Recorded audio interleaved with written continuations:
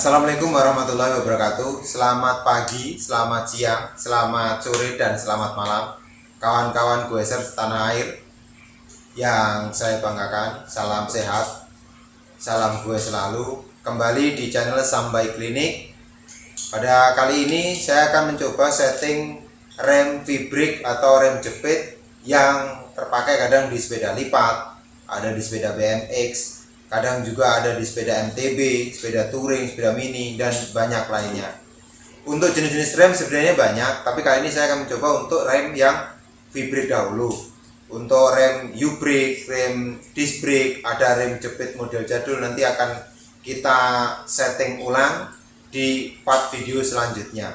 Kali ini mari kita coba untuk setting. Kita check out di videonya.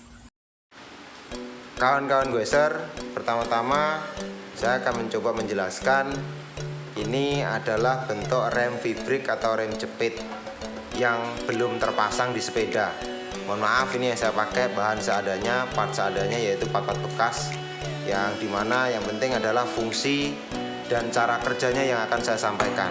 Peralatan yang kita butuhkan tetap menggunakan kunci L, kalau bisa Allen key yang 15 in 1, tang, dan obeng. Walaupun di sini ada obeng, tetap kurang maksimal, tetap kita gunakan obeng yang sejenis ini. Pertama adalah ini rem V-brake. Rem V-brake otomatis kalau sudah terpasang akan terlihat bentuknya. Pemasangan, mohon diingat, pemasangan di waktu masang kampas rem. Kalau kita beli kampas rem harganya mungkin antara 3.000 sampai 5.000. Nah, ini ada beberapa ring. Nah, ini yang harus kita pasang sesuai dengan peruntukannya. Kita bongkar dahulu.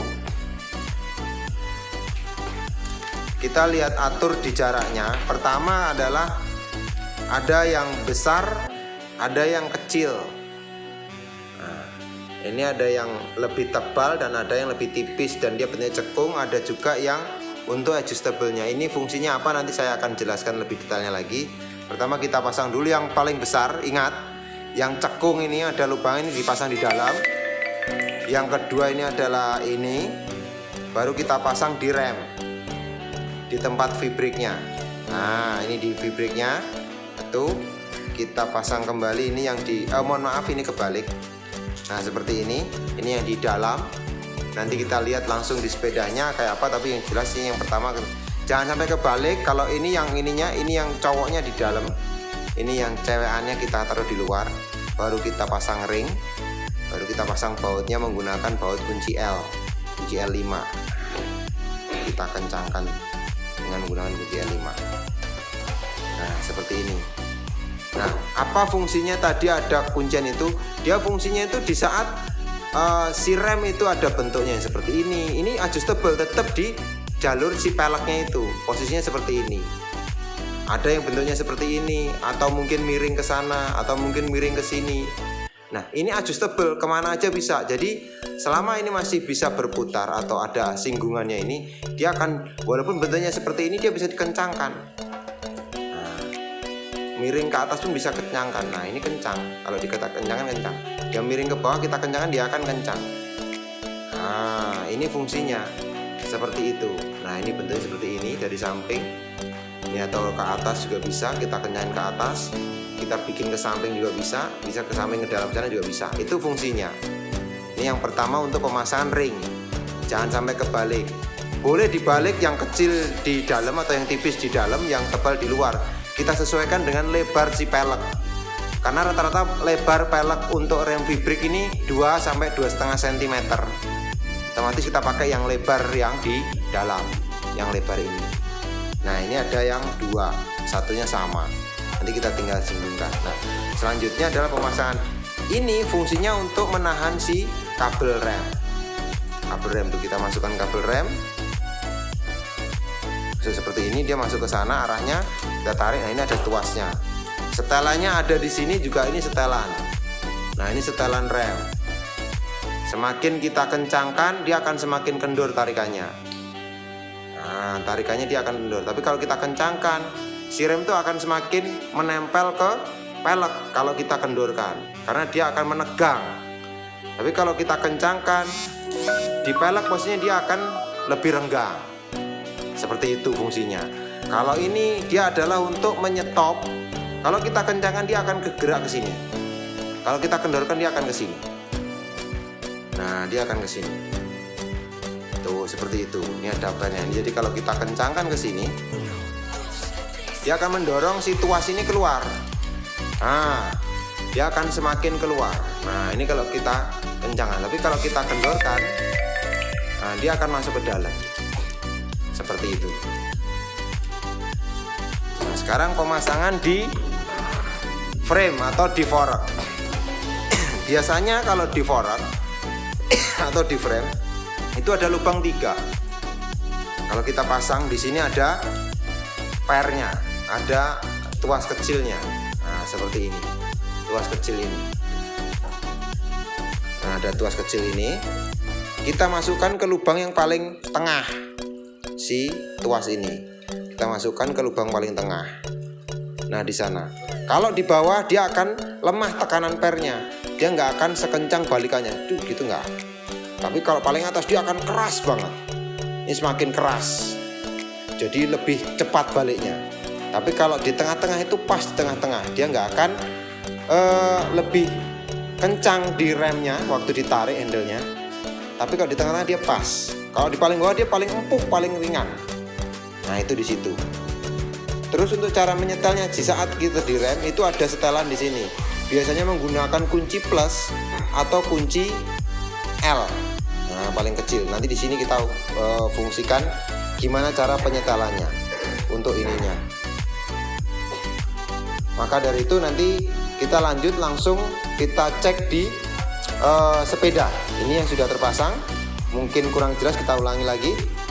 Cara pemasangannya ada lubang 3 ini di frame maupun di fork itu fungsinya sama. Di tengah, di paling bawah ini dia semakin lebih ringan. Di tengah dia agak keras tarikan handle-nya, tuasnya, karena si per ini akan menahan laju gerak ini. Paling atas itu paling keras. Nah, seperti ini dia paling keras banget, dia cepat balik gitu. Nah, nanti kalau untuk setelan selanjutnya ada di sini. Mari kita cek langsung ke video selanjutnya. Ya kan langsung kita mulai di pertama settingan. Nah, ini kan si rem V-brake ini posisinya saya kendorin atau saya lepas. Ini kita setel ulang. Kita lihat dari sini, kita tempelkan dulu sesuai di garis yang paling atas. Kita kencangkan lagi. Nah, seperti ini kan dia masih posisi di bawah. Posisinya di bawah sini, otomatis harus kita ulangi lagi, kita sampai adjustable. Nah, lebih jelas lagi. Nah, di sini nih kawan-kawan. Nah, kita lurusin. Nah, ini posisi lurus. Kita tempelkan dengan ini. Jari-jari ini kita nempelin ke sana. Ini, dan kita kencangkan dengan kunci L. Nah, seperti ini. Set. Kalau sudah merasa pas, ini ditahan di sini. Dan sini yang jempol ini nahan atasnya. Nah, kita kencangkan. Set, set. Nah, ini sudah terpasang. Kita coba putar. Nggak ada goyangan, tidak ada sentuhan, tidak bersinggungan dengan pelek maupun ban. Nah, itu fungsinya rem ini. Ini saya taruh di tengah-tengah. Si per yang tadi itu saya taruh di tengah-tengah. Di belakangnya saya taruh di tengah-tengah. Nah, ini setelannya di sini. Nanti kita pasangkan di sana. Kita lanjut di sebelah sana.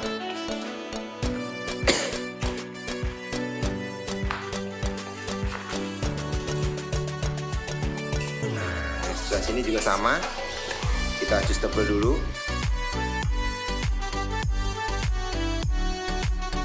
Nah, ini kita paskan di sini. Sama posisinya. Kita taruh dulu si kabel. Nah, ini posisinya lurus. Lurus. Kita tahan menggunakan jari kita yang kiri, yang kanan kita megang kunci L. Nah, kita kunci harus pas. Set, set. Kenapa sih harus dipakai dengan ring itu? Nah, ini nanti fungsinya kalau dikendorkan itu, ini bisa ke atas, ke bawah, ke kanan atau ke kiri. Nah, ini fungsinya ini. Maka ini ada baut 2 ini. baut 2 ini, jadi dia bisa goyang. Posisi seperti ini bisa dikencangkan, posisi miring bisa dikencangkan, posisi ke sana ke sini juga masih bisa dikencangkan. Nah, seperti itu fungsinya. Nah ini, dan ini posisinya bukan kebalik seperti ini, tapi posisinya di sini. Nah, mengikuti alurnya si velg. Nah, kita pasang ulang sini. Nah, ini dipasang lagi. Jangan sampai bersinggungan dengan ban maupun velg. Nah, ini posisinya harus pas rata. Nah, kita tekan pakai tangan kiri, tangan kanan kita pegang kunci L, kita luruskan, kita kunci. Kalau udah posisi udah nggak bergerak, kita mau dikencangkan lagi, tinggal dipegang kanan kiri, kita tahan. Set. Otomatis yang kunci. Kita pasang di sini. Nah, sirennya tadi ini pasti nyambung di sini. Ada yang langsung, ada yang tidak. Kita pasang lagi di sini.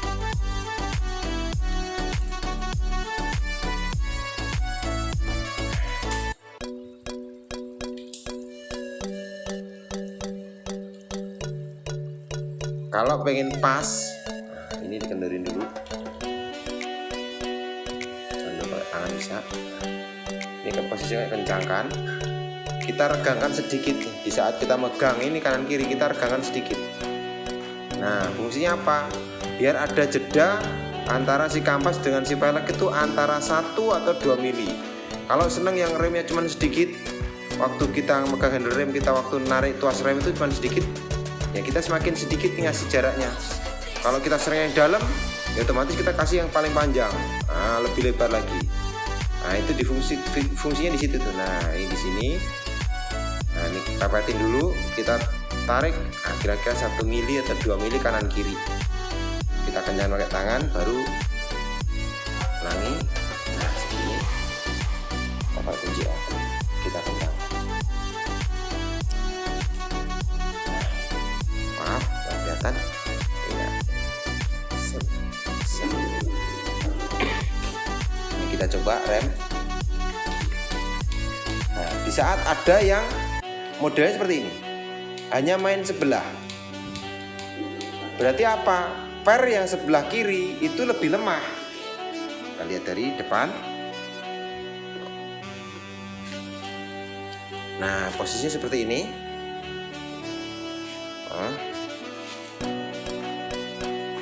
Nah, ini bermain dua-duanya kanan kiri.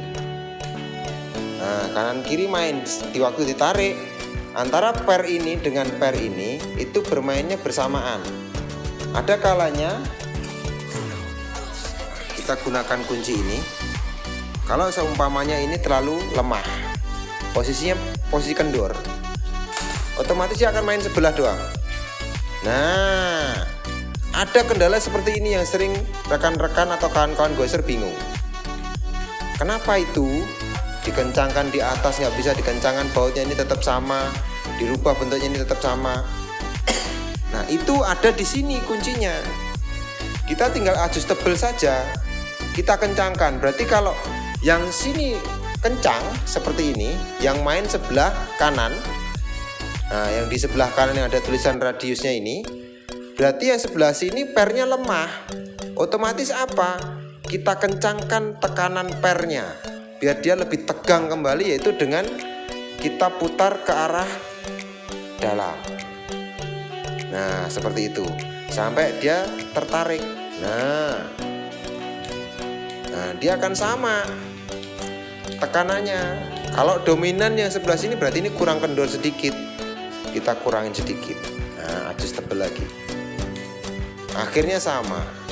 Kalaupun sama di saat ada kendala seperti ini, nah seperti ini. Nah, yang main ganti sebelah sini saja. Itu masalahnya apa? Per yang ada di sini atau tekanan per yang ada di sini ini lebih kuat dibandingkan yang sebelah kanan yang ada tulisan radius. Nah, bisa jadi ini bisa dikendorkan. Yang sebelah kanan kita kencangkan. Ini kita kendorkan sedikit. Set. Yang di sini kita tambahin tekanan pernya menggunakan baut ini obeng, kita kencangkan. Set. Nah, seperti itu. Kita coba kembali. Otomatis dua-duanya bermain si per itu. Itulah lebih enaknya si Vibrik. Kalau terjadi rem, di saat direm bunyi nguk nguk nguk atau ngikik cit, itu tanda-tandanya antara kotor di pelek. Nah, di pelek ini kotor. Nah, di pelek ini kotor. Kita, kalau saya pribadi di Sambai Klinik, hanya saya cuci menggunakan air atau menggunakan air sabun dan bilas sampai bersih. Sama di kampas juga begitu. Bisa dengan kita copot si ban. Si ban ini kita copot bannya, kita bersihkan kampas dalamnya, kita sikat. Ini kemungkinan kampasnya kotor atau kampasnya sudah mengeras. Otomatis dia akan gampang merusak si pelek. Kalau ini kampas rem yang mungkin bermerek, yang harganya lebih dari harga kampas ini yang hanya cuma 3.000 sampai 5.000, kemungkinan bisa tahan lama awet. Tapi kalau untuk yang kampas rem yang harga 3.000 sampai 5.000, bagi saya itu kalau sering digunakan, kemungkinan ya cuma 6 bulan sampai 7 bulan udah waktunya ganti. Karena dia akan mengeras. Kenapa harus dipertahankan yang keras? Otomatis dia akan memakan si pelek ini, jadi akan merusak si pelek ini. Makanya saya sarankan untuk menggunakan kampas yang baru, atau enggak sering dicuci kampasnya, peleknya ini juga. Kalau lebih bagusnya lagi dicopot bannya atau si peleknya ini, atau si remnya ini. Nyopotnya juga gampang. Kalau hitungannya saya gampang tuh tinggal kita tekan di sini, dia akan ketarik, dia akan kendur. Nah, itu akan kecopot di sini ya. Ini kan ada cuman dia nyangkut di sini doang. Itu salah satunya. Itu triknya bahwa kampas ini bagus, kadang-kadang suka ada bunyi ngik-ngik-ngik. Mau di sepeda apapun itu sama. Nah, itu. Nanti ini yang Vibrik yang alloy ya, kawan-kawan. Ini Vibriknya Vibrik alloy. Tapi kalau Vibrik besi yang dia bahannya tipis berlubang-lubang, itu kadang-kadang dudukan, kalau kita ganti kampas rem itu dudukan ringnya ini akan berbeda. Cara ngakalinya adalah minta tolong kawan, kampas rem yang lama yang nggak terpakai. Nah, itu cara mengakalinya, di saat kita pasang itu ini masih longgar, dia longgar, ambil kampas yang bekas, kita ambil ringnya yang di dalam ini, satu tambahkan di sini, ditambahkan lagi untuk menambal ring ini, tapi yang paling luar ya kawan-kawan. Nanti dia akan mengencangkan itu, karena bahannya beda. Kalau yang alloy ini bahan dudukannya itu lebih tebal, kalau yang besi itu bahan dudukannya lebih tipis. Makanya dia membutuhkan tambahan ring. Kalau kita gunakan ring yang biasa seperti ini, nggak akan ngunci dia akan ngelos, tetap dia akan kendor. Makanya kita tambahin dengan ring ini, daripada kita susah-susah, toh juga sudah bekas, kita gunakan, kita ambil satu, kita gunakan untuk ring di sini. Oke kan? Semoga bermanfaat. Itulah tadi rekan-rekan goeser, cara-cara setting rem Vibrik. Semoga bermanfaat, semoga berguna bagi kawan-kawan goeser setanah air. Saya hanya berbagi ilmu, bukan sombong, bukan apa. Hanya apa yang saya punya pengen share kepada kawan-kawan goeser setanah air. Selamat mencoba, dan mudah-mudahan para goeser setanah air dapat mengatasi semua kendala yang ada di sepeda masing-masing tanpa harus repot dan tanpa harus kemana-mana, entah di jalan, entah di rumah, atau dimanapun. Jangan lupa like, comment, and subscribe. Jangan lupa juga share. Mudah-mudahan apa yang saya bagikan bermanfaat. Terima kasih. Wassalamualaikum warahmatullahi wabarakatuh. Salam goeser.